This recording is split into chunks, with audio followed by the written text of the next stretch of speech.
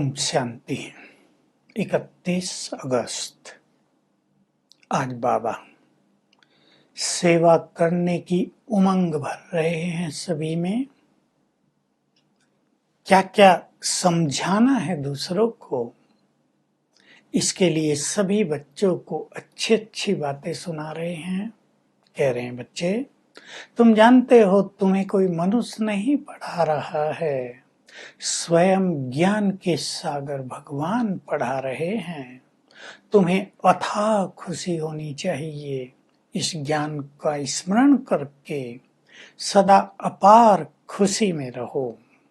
यह आज की मुख्य बात है। तुम्हें बाबा ने अंधकार से निकाल दिया है, रोशनी दे दी है। स्वयं भगवान के द्वारा तुम्हें सच्ची राह मिल रही है। तुम जीवन बंध से जीवन मुक्त में जा रहे हो। बहुत भाग्यवान हो।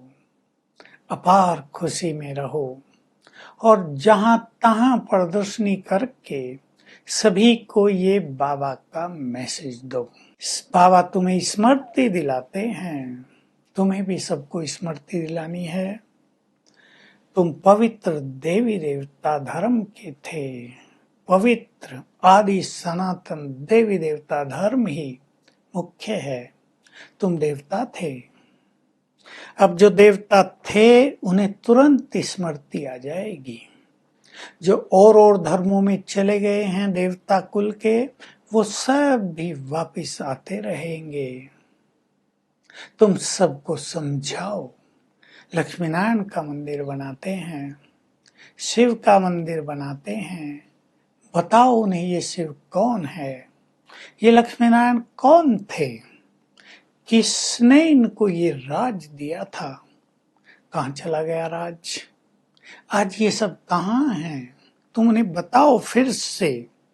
वही भगवान जो स्वर्ग का रचयिता है तुम्हें दैवी राज देने के लिए आ गया है। बहुत ही सुंदर बात है। देखो, भारत में अथाह धन संपदा थी। बाबा अपने जीवन की बात सुना रहे हैं। मुंबई में एक सेठ ने शिव का मंदिर बनाया पहले, फिर लक्ष्मी नारायण का मंदिर बनाया। फिर बाबा ज्वेलर थे, तो बाबा को कहा लक्ष्मी नारायण के लिए हीरो का हार चाहिए। बहुत महंगा हीरो का हार बनवाया। तो जब कलयुग के अंत तक अभी तक इतनी धन संपदा है, सतयुग में कितनी होगी। जब सोमनाथ का मंदिर लूटा गया, महमूद गजनवी ऊंट भरा कर ले गया, कितनी धन संपदा थी भारत में।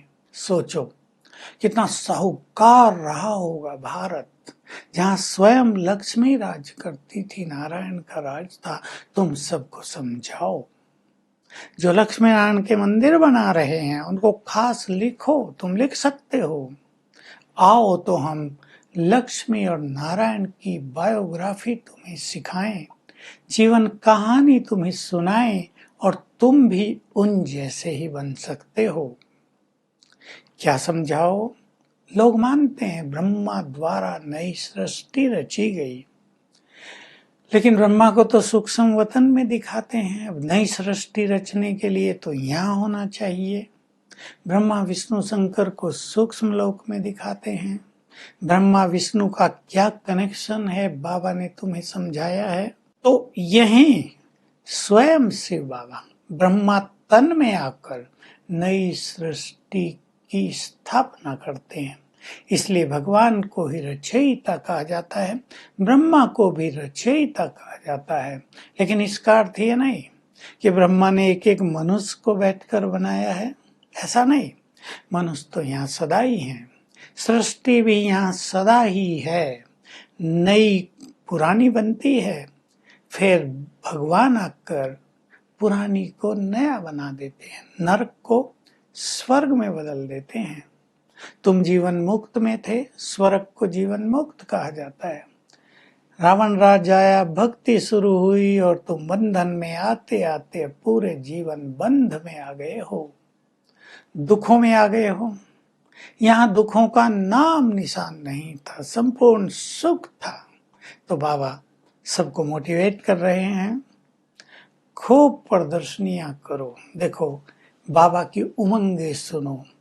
बाबा ने कहा एक ही साथ जितने भी शहर हैं सब में एक एक हॉल लेकर प्रदर्शनी कर दो।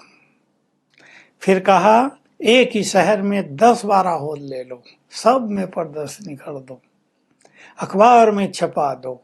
इस जगह प्रदर्शनी हो रही है, जिसको सत्य ज्ञान लेना हो वो आओ। भगवान से मिलने का सत्य ज्ञान दिया जा रहा है, सच्ची राह दिखाई जा रही है, आ जाओ। कितनी उमंग दिला रहे। फिर कह रहे हैं बड़े बड़े लोग जो आते हैं उनसे ओपिनियन लिखाओ बाद में, कैसी लगी प्रदर्शनी। उन दिनों लिखाया जाता था, बड़ी मैगजीन भी छपी थी, सबकी ओपिनियन। चीफ मिनिस्टर्स, गवर्नर्स और मिनिस्टर आते थे, कमिश्नर्स आते थे। बाबा कहते हैं सब लिख जाते हैं, भगवान से मिलने का बड़ा सहज रास्ता यहाँ बताया जा रहा है, बड़ा सरल मार्ग है परमात्मा को प्राप्त करने का, सुख शांति पाने का। लेकिन खुद कुछ नहीं करते, लेकिन बड़ों की आवाज सुन के साधारण लोग बहुत आ जाते हैं, ज्ञान लेते हैं। तो बाबा बहुत उमंग भर रहे हैं और कहते हैं तुम बच्चों को प्रतिज्ञा करनी है, राखी बांधनी है पवित्रता की, और उस बंधन को निभाना है। याद रखना है किसके सामने हमने प्रतिज्ञा की है, काम महाशत्रु है। एक बार पवित्रता की प्रतिज्ञा करके हम इस प्रतिज्ञा को कभी नहीं तोड़ेंगे, तो तुम्हें देखकर और भी प्रतिज्ञा करेंगे। इस तरह सेवाओं को बढ़ाते चलो और माया से हार नहीं खाना है। माया भी पावरफुल है, अटैक कर देती है बच्चों पर, लेकिन जितना जितना तुम्हारा योग होगा तो माया पर विजयी होते जाएंगे। वरदान है अपने भाग्य और भाग्य विधाता के गुण गाने वाले सदा प्रसन्न चित्त भव। सर्वश्रेष्ठ भाग्य मिला है हम सबको भाग्य विधाता से। जैसे ही ब्राह्मण जन्म मिला, ताज, तिलक और तख्त बाबा ने सबको दे दिया है। श्रेष्ठ भाग्य निर्माण का मार्ग दिखा दिया है। अपने भाग्य की गुण गाते रहो, उसके नशे में रहो।